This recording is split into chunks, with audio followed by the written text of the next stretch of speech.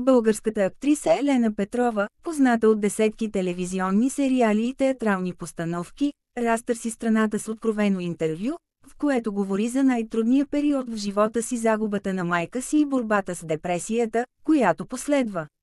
В предаването «Истински истории» по БНТ, Елена се появи с видимо напрежение. Очите й бяха влажни, гласът треперещ. Мама беше всичко за мен. Когато си отиде, се почувствах празна. Не знаех как да продължа, сподели тя пред водещата. Актрисата разказа, че след погребението е прекарала седмици в изолация, отказвала е роли, не е отговаряла на обаждания. Не исках да виждам никого. Чувствах се виновна, че съм жива, че се усмихвам, че дишам. Публикацията й в Инстаграм, в която споделя снимка на майка си с надпис «Моята светлина», събра над 100 000 харесвания и хиляди коментари. Фенове, колеги и обикновени хора изразиха подкрепа: «Елена, ти си силна. Мама би се гордяла с теб».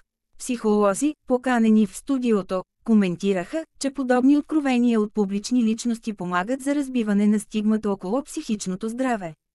Когато една актриса говори за болката си, тя дава разрешение на хиляди други да го направят. Елена обяви, че ще стартира инициатива «Светлина за душата», фонд за подкрепа на хора, преживели загуба. Ако мога да помогна на някого да не се чувства сам, тогава болката ми има смисъл. Медиите реагираха с уважение. Вестник, 24 часа, публикува водеща статия с заглавие «Сълзите на Елена болка, която обединява». В социалните мрежи се появи хаштаг знак решки светлина за душата, който бързо набра популярност. Това не е просто история за загуба.